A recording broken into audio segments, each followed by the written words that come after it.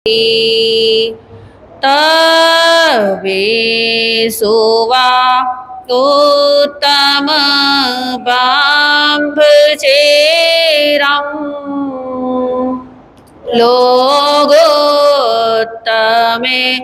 सामने नाय पोते। है समय नदी की धार के जिसमें सब बह जाया करते हैं। है समय बड़ा तूफान प्रबल पर्वत झुक जाया करते हैं। अक्सर दुनिया के लोग समय में चक्कर खाया करते हैं, लेकिन कुछ ऐसे होते जो इतिहास बनाया करते हैं। देवादिदेव शासनीश प्रभु महावीर के चरण कमलों में कोटिशय वंदन नमन करने के उपरांत गुरु चरणों में रहकर जो कुछ भी ज्ञान अपनी स्वल्प बुद्धि में ग्रहण कर पाई हों वो आप सभी के समक्ष रखने का प्रयास करूंगी। नमोत्थुनं समनस भगवो महावीरस। ओम नमो भगवये सूये देव्याय। अरिहंतवाणी जिनवाणी आप श्रवण कर रहे हैं। चर्चा चली हुई है आपके समक्ष। आगम की चर्चा 11 अंगों में से 7वां अंग श्री उपासक दशांग सूत्र का वर्णन आप श्रवण कर रहे हैं। श्री उपासक दशांग सूत्र जिसका ज्ञान पंचम गंधर आर्य श्री सुधर्मा स्वामी जी महाराज ने अपने अंतेवासी शिष्य जम्बू स्वामी जी को चंपा नगरी के पूर्ण भद्र नामक उद्यान के अंदर दिया। कल श्रवण कर रहे थे। क्या कर रहे थे? कहां तक पहुंचे थे कल? हाँ, आनंद श्रवण गाथापति और उसके साथ साथ महाराजा जिशत्रु जो दोनों ही वाणिज्य ग्राम नगर के द्युति पलाश नामक उद्यान में जहां 24वें तीर्थंकर श्रवण भगवान महावीर स्वामी विराजमान है उस दरबार के अंदर पहुंच चुके हैं और वहां जाकर अनिमेष दृष्टि से उन्हें निहार रहे हैं, उनके दर्शन कर रहे हैं। प्रभु की छवि इतनी मनमोहक है कि हृदय उसी में खो गया। समूह शरण की रचना हुई है और प्रभु वहां किस लिए बैठे हैं जी? उपदेश देने के लिए बैठे हैं। कहते हैं तीर्थंकर भगवंत जो होते हैं वो जो उपदेश देते हैं वो कैसा उपदेश देते हैं कि सब जग जीव दया रख नठयाए पवा एनंग भगवया सुखयं। अर्थात प्रभु जो होते हैं वो क्या करते हैं? सभी जीवों के प्रति दया का भाव रखते हुए, उनके रक्षण का भाव रखते हुए क्या करते हैं? प्रवचन के रूप में अपना उपदेश उन्हें देते हैं और सभी भव्य आत्मा उन्हें बड़े ही ध्यान पूर्वक श्रवण भी करते हैं। तीर्थंकर क्या है? किसे कहते हैं तीर्थंकर? तीर्थ करोति इति तीर्थंकरः। अर्थात जो तीर्थ की स्थापना करते हैं उन्हें ही हम क्या कहते हैं? तीर्थंकर कहते हैं। एक तीर्थंकर आते हैं, उनका शासनकाल चलता है। जब तक दूसरा तीर्थंकर नहीं आता तब तक पहले तीर्थंकर का शासनकाल विद्यमान रहता है और जब दूसरे तीर्थंकर आ जाते हैं तो उनका शासन प्रारंभ हो जाता है। जैसा कि देश के अंदर एक राजा है, आज के युग में कहें तो प्रधानमंत्री है या राष्ट्रपति हैं, और उनका शासन चलता रहता है। जब वो गद्दी से उतरते हैं उनकी जगह कोई दूसरा आता है तो किसका शासन चल पड़ता है? दूसरे का चल पड़ता है। जब तक पहला था तो उनके नियमों का पालन किया जाता है और जब दूसरा आ जाता है तो उनके नियमों का पालन किया जाता है। इसी प्रकार तीर्थंकर भी होते हैं। तीर्थंकरों के मध्य में कोई मतभेद नहीं होता, क्योंकि उन्होंने क्या करना है? हमारी वाणी में मतभेद हो सकता है, संतों की वाणी में मतभेद कहीं ना कहीं हो सकता है। क्यों? कारण क्या है?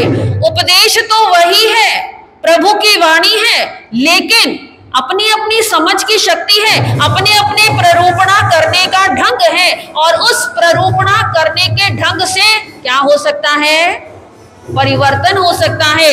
लेकिन जो तीर्थंकर भगवंत हैं, उनकी वाणी में कोई परिवर्तन नहीं होता है। तीर्थंकर भगवंत जो होते हैं वो उपदेश देते हैं क्या? साधारण मानव को महामानव बनने का उपदेश बताते हैं। उनके लिए तो क्या है, तीर्थंकर भी क्या थे, एक समय वो भी ऐसे ही हमारी तरह जीवात्मा रहे होंगे, लेकिन उन्होंने पुरुषार्थ किया, और उस पुरुषार्थ के बल पर वो क्या बन गए? तीर्थंकर बन गए। और वही पाठ वो हमें भी पढ़ाते हैं। वो बताते हैं कि बीज में वट वृक्ष बनने की क्षमता है, महामानव में महामानव बनने की क्षमता है, और आत्मा में महात्मा से परमात्मा बनने की क्षमता है। तो तीर्थंकर भगवंत ऐसा उपदेश देते हैं, और उसी उपदेश को श्रवण करने के लिए कौन पहुंच गए हैं? आनंद गाथापति और महाराजा अजितशत्रु के साथ और भी बहुत सारे भव्य प्राणी पहुंच गए हैं। कहते हैं, संतों का सत्संग जगत से तारेगा, भागेगा जो दूर जन्म वो हारेगा। संतों का सत्संग जगत से तारेगा, भागेगा जो दूर जन्म वो हारेगा। संतों का सत्संग भी जगत से तारने वाला है, और ये तो किसका है? ये तो स्वयं तीर्थंकर भगवंत की वाणी है, जो वो श्रवण करने के लिए पहुंचे हैं। उस सभा के अंदर तीर्थंकर भगवंत ने सर्वप्रथम सबसे पहले षड द्रव्यों का निरूपण किया। षड द्रव्य, षड मतलब 6, द्रव्य मतलब द्रव्य। 6 प्रकार के द्रव्य जो सिद्धांत है, जो मूल है, सबसे पहले उनकी व्याख्या की। षड द्रव्यों का वर्णन कहाँ मिलता है जी? कोई बताएगा? मेरी आवाज आप लोगों को क्लियर आ रही है? आ रही है। षड द्रव्य अर्थात 6 द्रव्य, जिसका वर्णन 25 बोल के थोपड़े के अंदर 20वां जो बोल है वो क्या है? षड द्रव्यों के भेद बताए गए हैं। उन षड द्रव्यों का वर्णन किया। वो षड द्रव्य कौन से हैं? धर्मास्तिकाय, अधर्मास्तिकाय, आकाशास्तिकाय, काल द्रव्य, जीवास्तिकाय और पुद्गलास्तिकाय। सबसे पहले धर्मास्तिकाय।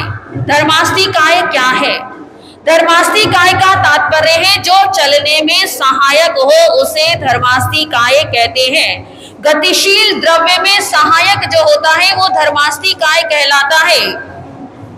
इस संसार के अंदर हम चल रहे हैं, फिर रहे हैं, उसके साथ क्या लगा हुआ है? धर्मास्तिकाय। जैसे कहते हैं, उदाहरण के तौर पर जल में मछली क्या करती है? पानी की सहायता से चलती है।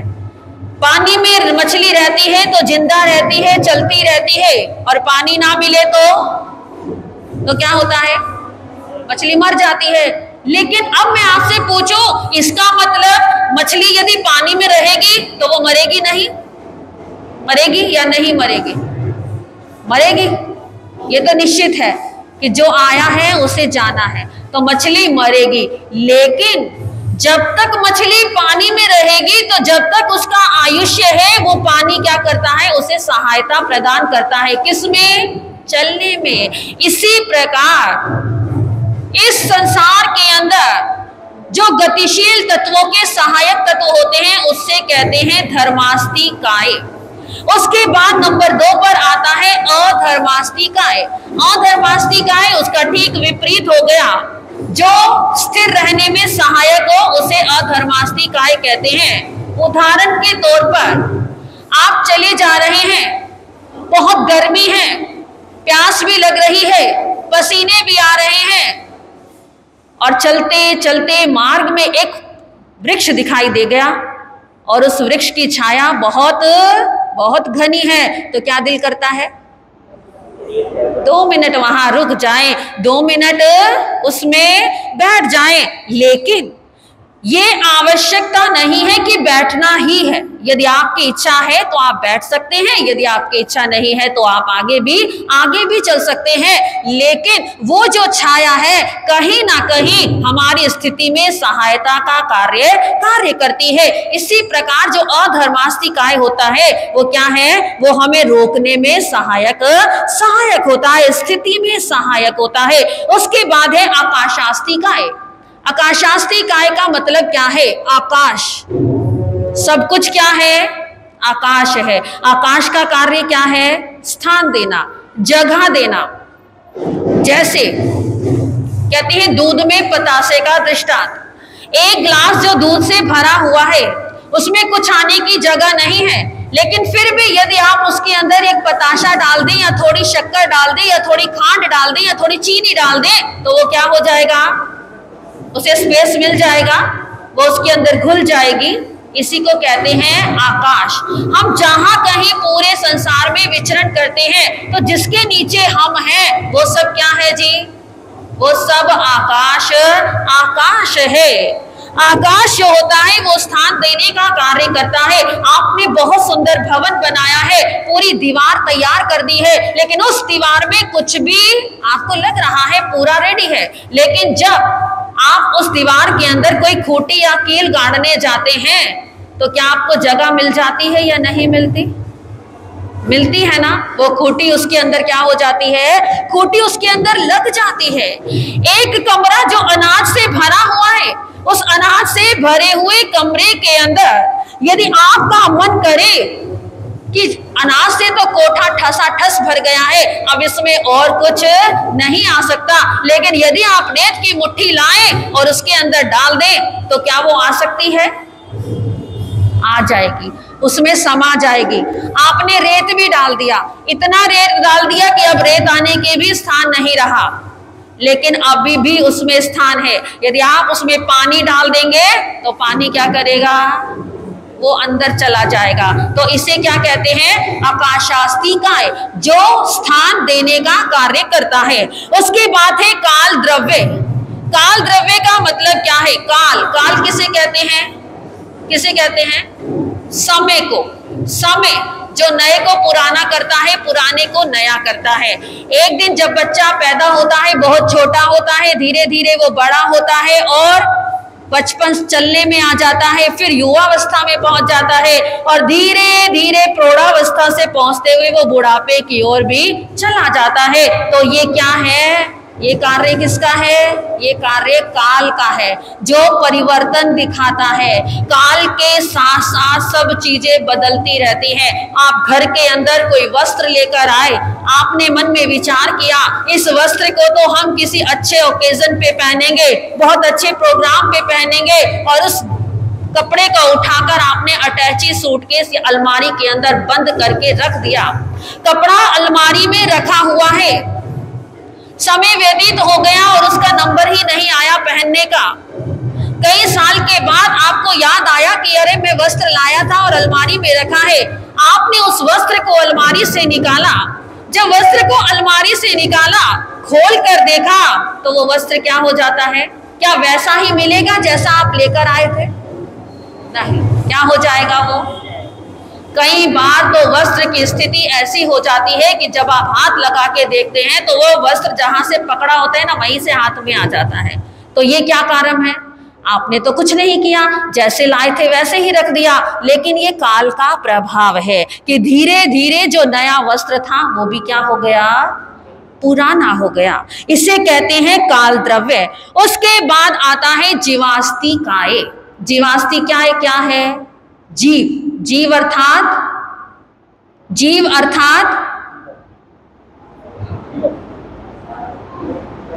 ऐसे डर लग रहा है जैसे मैंने कोई परीक्षा कर दी हो आपकी। जीव का मतलब क्या होता है, हाँ बस यही तो छोटा सा आंसर है। इतना डरते क्यों हो, डरने की आवश्यकता नहीं भाई। आपका एग्जाम अब भी नहीं ले रहे, जिस दिन लेंगे आपको बता के लेंगे। हाँ ये हो सकता है कि पहले बताएं और साथ ही ले लें, लेकिन एटलीस्ट आपको बता देंगे कि अब आपका एग्जाम शुरू होने वाला है। ठीक है ना। तो जीव का तात्पर्य क्या है? आत्मा। आत्मा क्या है? आत्मा नहीं तो कुछ भी नहीं है। आत्मा है तो सब कुछ है और आत्मा नहीं तो कुछ भी नहीं है। जीवो उपयोगो लक्षणम। जीव का लक्षण क्या है? जीव का लक्षण है उपयोग। उपयोग अर्थात जीव को पता लगता है, उसे महसूस होता है, उसके अंदर फीलिंग होती है। यदि आपके पास बैठे आपको कोई चिंगारी लग जाए तो आपको पता चल जाता है कि मुझे क्या हो रहा है, चिंगारी लगी है, पीड़ा हो रही है, जलन हो रही है। किसे पता लगता है? वो किसे पता लगता है? शरीर को, क्योंकि शरीर पर लगी है ना चिंगारी, तो किसे पता लगेगा? शरीर को पता लगेगा। चलिए, कोई मृत व्यक्ति बैठा है, उसको आग में जला दिया जाए तो उसे पता लगता है? क्यों नहीं लगता? जब शरीर को उस समय पता लगा था तो आज शरीर को क्यों नहीं पता लगा, जबकि आपने शरीर में आग भी लगा दी? क्यों नहीं पता लगा? आत्मा निकल गई तो किसे पता लगा था? आत्मा को पता लगा था, शरीर को नहीं। जब तक इस शरीर के अंदर जीव विद्यमान है, जब तक इस शरीर के अंदर आत्मा विद्यमान है, तब तक हमें महसूस होता है, हमें फीलिंग होती है, हमें पता चलता है। और जब वो जीव निकल जाता है तो इस शरीर को तोड़ो, पीटो, मारो, काटो, छेदो, जलाओ, कुछ भी करो, उसे कुछ भी पता नहीं चलता। तो ये जो आत्मा है, ये जो जीव है, इसका उपयोग, इसका लक्षण है। और इसका गुण क्या है? ज्ञान और दर्शन। आत्मा के अंदर अनंत ज्ञान और अनंत दर्शन छिपा हुआ है, लेकिन आवश्यकता है उस अनंत ज्ञान और अनंत दर्शन को जानने की, उसे पहचानने की। और उसे यदि पहचानना चाहते हैं तो क्या करना होगा?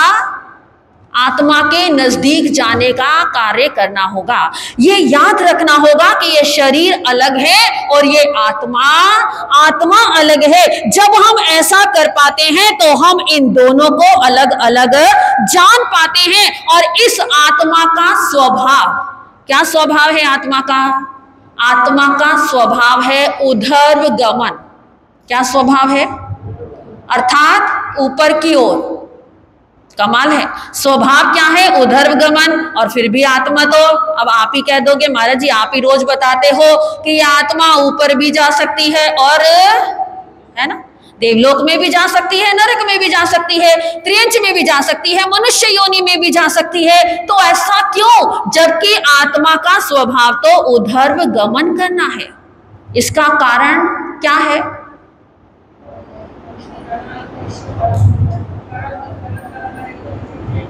हाँ, गलत कर्म करेंगे तो नीचे जाएंगे, लेकिन आत्मा का स्वभाव तो ऊपर जाना है। आंसर तो मिल गया, लेकिन अभी क्या करना है?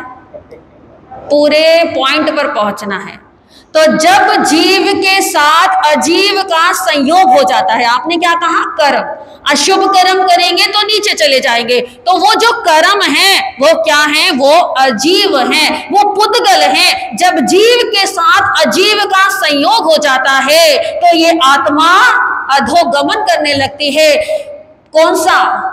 अजीव के साथ। यदि शुभ पुद्गल जुड़ेंगे तो ऊपर जाएगी, अशुभ पुद्गल जुड़ेंगे तो नीचे आएगी। शुभ कर्मों को करेगी तो ऊर्ध्व गमन होगा, अशुभ कर्मों को करेगी तो अधोगमन होगा। तो आपने जाना, जो ये हमारी आत्मा है, जो ये जीव है, जीव का लक्षण है उपयोग, जीव का गुण है ज्ञाता और दृष्टा, अर्थात ज्ञान और दर्शन। और जीव का स्वभाव है क्या? ऊर्ध्व गमन करना। जीव बहुत हल्का है, लेकिन अजीव वो बहुत भारी है। जीव हल्का है और अजीव भारी है। जब भारी के हल्के के साथ भारी का संयोग हो जाए तो क्या हो जाता है? क्या हो जाता है? आपने तुम्बा, शायद काफी लोगों ने देखा होगा, बड़े बड़े जो बैठे हैं उन्होंने तो देखा ही होगा, मैंने भी तुम्बा नहीं देखा लेकिन सुना है। तुम्बा होता है और वो जो तुम्बा होता है, यदि उस तुम्बे के ऊपर, उसका स्वभाव होता है पानी की सतह पर तैरना, लेकिन यदि उस तुम्बे के ऊपर मिट्टी का लेप कर दिया जाए और मिट्टी का लेप करके उस तुम्बे को पानी में फेंक दिया जाए तो क्या हो जाएगा? वो तुम्बा डूब जाएगा। कुछ समय के लिए वो तैरना भूल जाता है और धीरे धीरे जब वो पड़ा रहेगा पानी के अंदर डूब जाएगा और उसके मिट्टी की परतें उतरनी प्रारंभ होंगी और मिट्टी की परतें उतरती चली जाएंगी। जब वो मिट्टी से बिल्कुल रहित हो जाएगा तो वो तुम्बा वापस क्या करता है, ऊपर आ जाता है। ऐसे ही हमारी ये आत्मा है। हमारी आत्मा भी क्या है, कुछ समय के लिए जब ये कर्मों के समूह से पुद्गलों से लग जाती है तो ये भूल जाती है कि मेरा स्वभाव ऊर्ध्वगमन है। लेकिन कोई महापुरुष मिलते हैं, सत्संग मिलता है, प्रवचन मिलता है, गुरुओं की वाणी मिलती है, तो ये जो आत्मा रूपी तुम्बा है अपने कर्म रूपी जो मिट्टी है उसको हटा देता है और वो वापस ऊपर की ओर तैरना प्रारंभ कर देता है। तो ये आत्मा क्या है? आत्मा अजर अमर अविनाशी है जो सदैव विद्यमान था, है और रहेगा।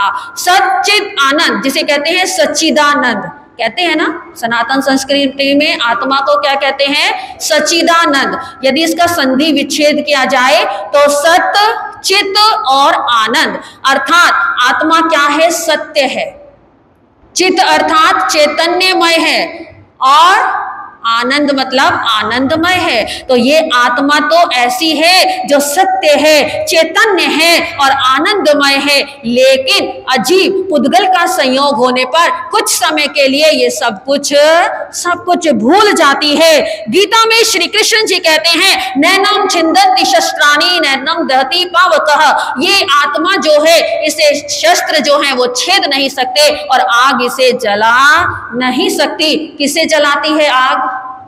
किसे जलाती है? शरीर को। शस्त्र किसे काटता है? शरीर को।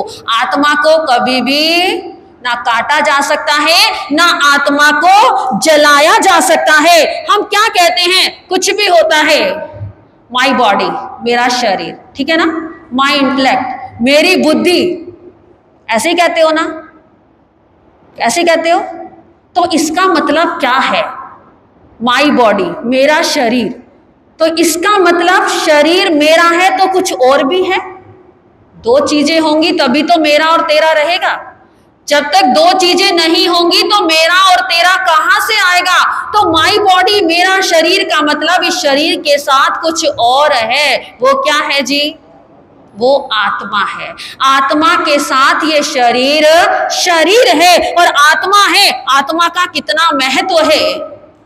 जब तक आत्मा इस शरीर में विद्यमान है तब तक ये शरीर बहुत अच्छे से चल रहा है, खा रहा है, पी रहा है, सो रहा है, उठ रहा है, बोल रहा है। मैं आपके सामने इतनी देर से लगातार बोल रही हूं, किससे बोल रही हूं? आत्मा से। देखिए कितना स्ट्रॉन्ग है, कितना शक्तिशाली है। मन में भाव भी आ रहे हैं, उसको विचारों में परिवर्तित भी किया जा रहा है, उसको आप तक पहुंचाया भी जा रहा है। इतनी सारी बातें कहां से दिमाग में आ रही हैं? वो सब कार्य किसका है? आत्मा का है। और आत्मा नहीं तो कुछ नहीं। आत्मा यदि निकल जाए और इस शरीर को छोड़ दो तो इस शरीर में क्या हो जाता है?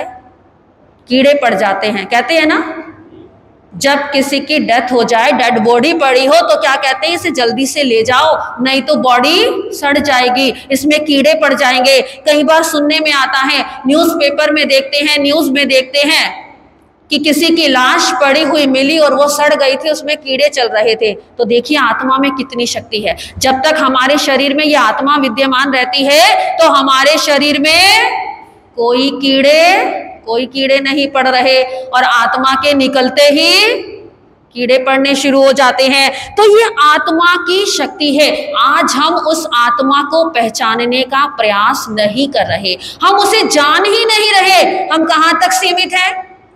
कहां तक सीमित हैं जी? शरीर तक सीमित है।